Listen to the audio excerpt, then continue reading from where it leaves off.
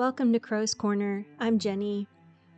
In this episode, I will be making a Regency era Spencer, which is a sort of jacket. I have been making Regency era costumes for almost 20 years now, and I've been attending the Jane Austen festival that is local to me for almost that same amount of time. And it used to be in Louisville, Kentucky, but this year it was at the Heritage Village in Ohio, and it was so much fun to be able to go and see this new location. I thought about making this green police. It's something that's been on my radar for a long time. Or maybe this one. Green is my color. Then I remembered that this is the summertime in the Ohio River Valley, and I am not going to be messing with this heat. So I saw this Spencer that had the hood, and I just fell in love with it, that I need to make one. And I started looking at all the fashion plates and extant garments that kind of inspired me, and I wanted this to be a lightweight linen or cotton blend.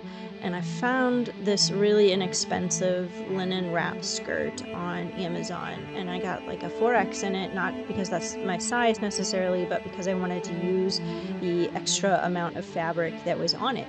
And I love being able to repurpose this skirt into a costume. It's a lot of yardage for very little money.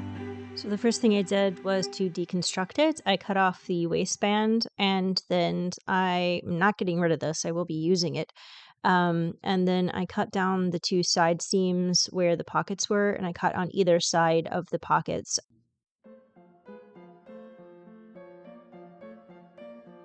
There was also a center seam on this that I did not cut down. I just left it in place.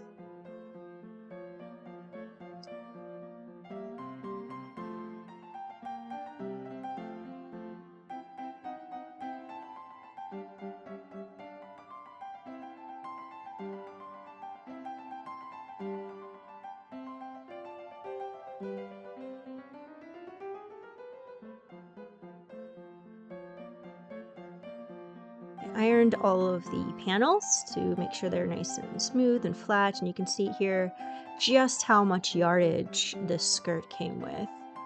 This jacket here was one that I made several years ago, and it's made out of this gorgeous, sumptuous blue velvet, but blue velvet is not good for the summertime. So instead, I took this jacket and I used it to create my pattern. In the past, I would have used some butcher block paper, but I didn't have any, so instead I used tracing paper for this. And I had to take a few pieces and tape them together to get enough space to trace out the pattern on. And I started with the back piece.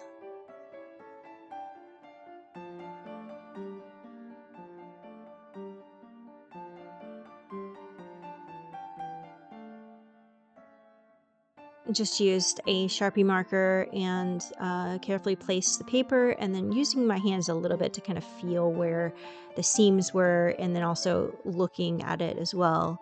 I just traced around the back center piece. You can do this with any clothing you have. It is a really clever way to make patterns.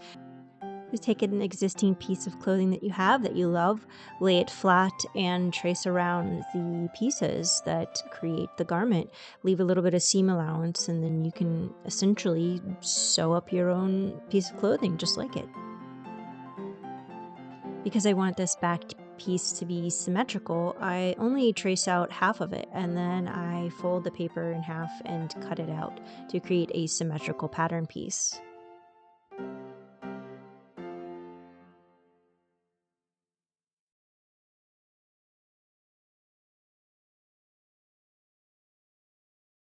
I always label my patterns so I don't get confused about what they are, and I will place the word top at the top usually.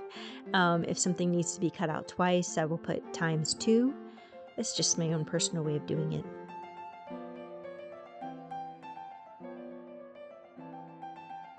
And also, I will typically leave a little extra seam allowance by tracing around the pattern, maybe a half an inch. I'm just eyeballing it here, and that gives me a little bit of wiggle room. And if I need to make some adjustments, I can.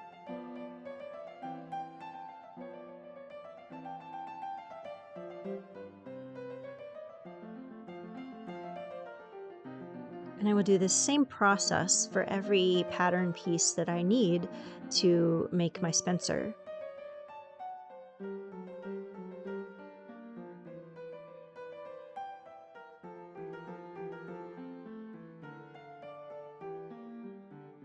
This is the side back piece. So this blue jacket doesn't have a typical side seam there, but I'm going to make one for the green jacket.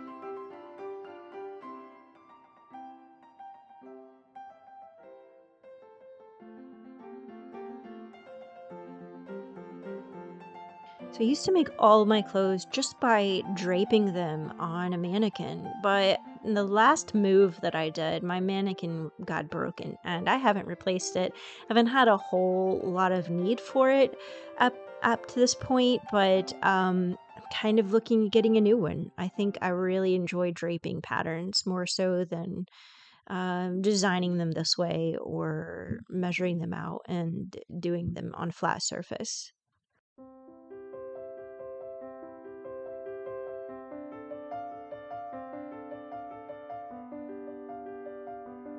This was probably the most difficult pattern piece to trace just because there's a lot of curve in this and there are some darts and all kinds of things going on here. So I knew to leave a little extra wiggle room in this because I do want to fit it to myself and make the jacket fit a lot better than just guessing at this.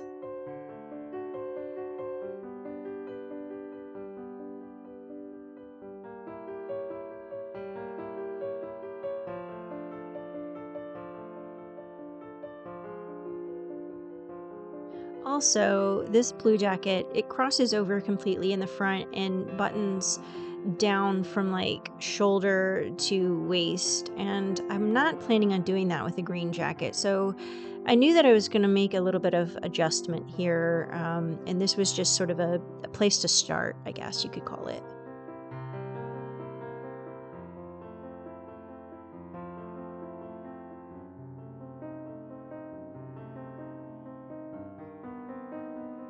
See the dart. There you go. There's two of them in this.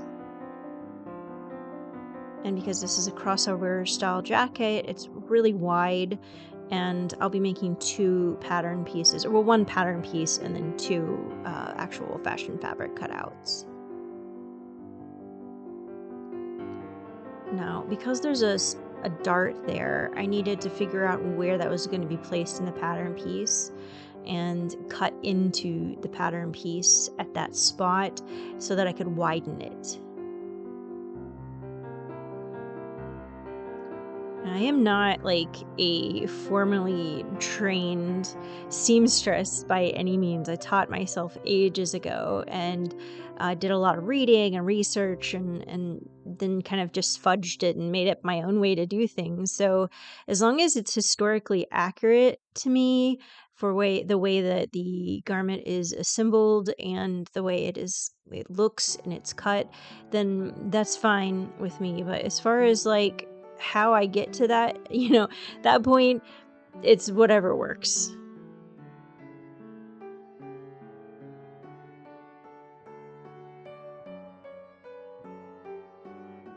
So what I did is cut where the dart was, and I'm just kind of gonna spread this apart and then add in some extra paper.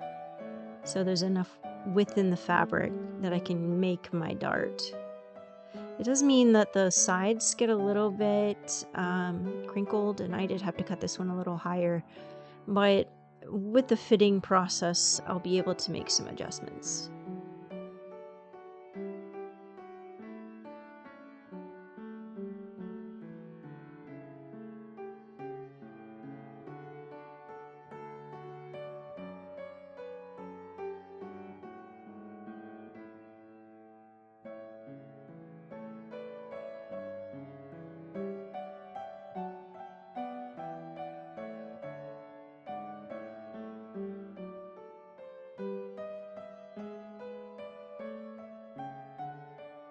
So this was the 250th birthday anniversary of Jane Austen. So I was really excited to get back to the Jane Austen festival and to be getting back into the Regency era costuming, something I really haven't done in a while. Plus, with all of the sort of Bridgerton era or Bridgerton types of things coming out, it was really fun to see people who not only have been into Jane Austen and the Regency era for a long time, but to see people that are brand new to it as well. When I was at the festival, I met some really cool people.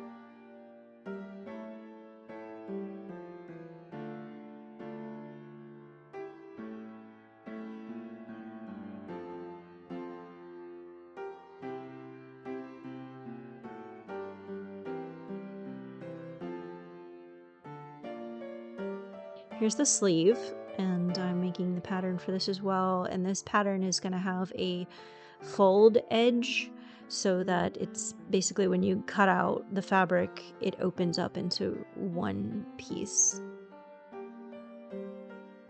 And the sleeve is gathered at the top, so I do like go into the pattern and create a little extra space at the top that can be then gathered in the fabric.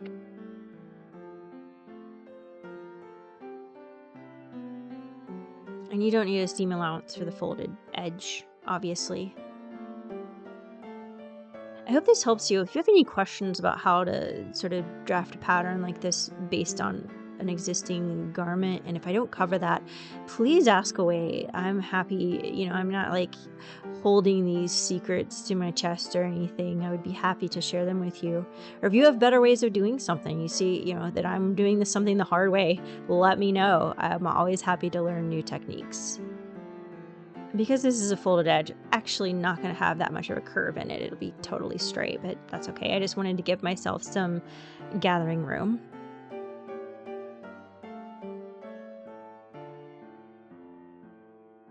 I used almost every bit of this fabric. There were just a few little scraps left, and I love that I was able to do that and not waste any fabric. And for so cheap, this whole entire green skirt costs, I don't know, maybe $35. And if you would have bought that much yardage in linen or linen cotton blend like this is, it would have cost you 3 or 4 times that much. So you can see as I lay this pattern on here, I use some pins to hold it in place. And then if there's 2 pieces that I need to cut out, I will make sure the 2 pieces of fabric are stacked together when I do this. And I am very conscious of the direction of the fabric grain when I do this as well. So that's something to keep in mind. It's a little bit hard to explain that, but if you have questions, maybe I can explain it in the comments.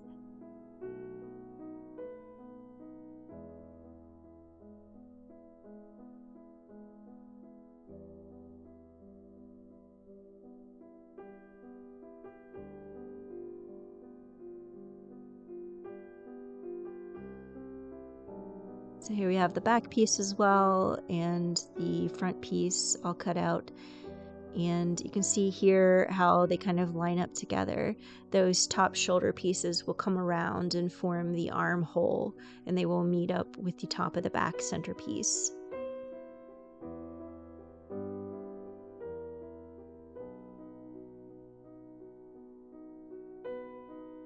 So the sleeves cut out, and then they open up like that so that you see it's a full piece. It's folded in the middle.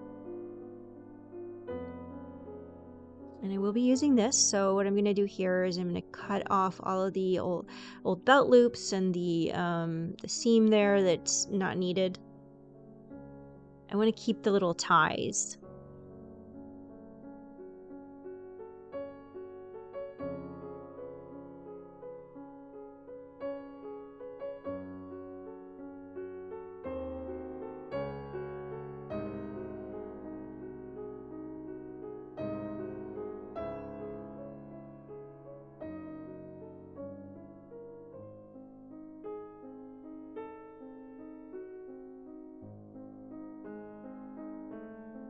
You can see that this is actually lined with something that makes it kind of stiff, and I really want that. So this costume close-up right here.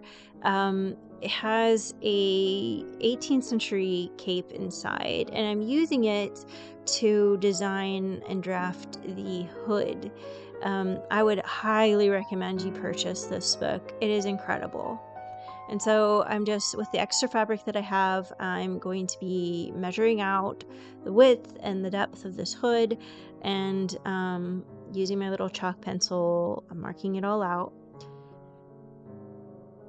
I actually, when I was done with this, I kind of wish I had made the hood deeper. It's a very, very shallow hood. Maybe I just have a really big head. I'm not sure. But either way, I could have used a little bit more space in the hood.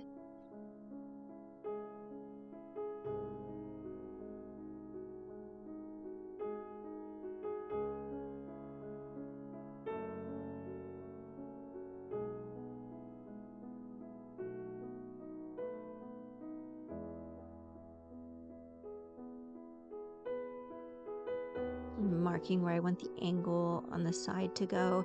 I'm actually only drawing out half of this because I will fold the fabric in half right along that center seam, and then I'll have double the width. So I'm creating a trapezoid.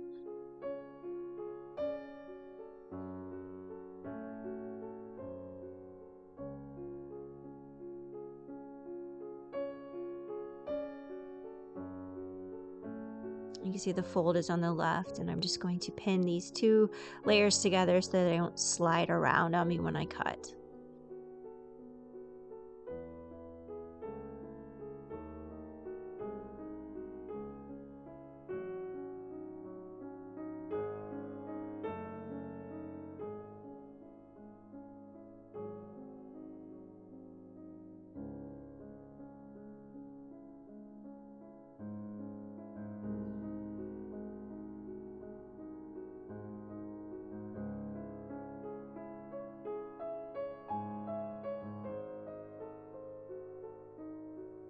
So when you open this up, you have this trapezoid that then you will pleat at the top, and it becomes a hood.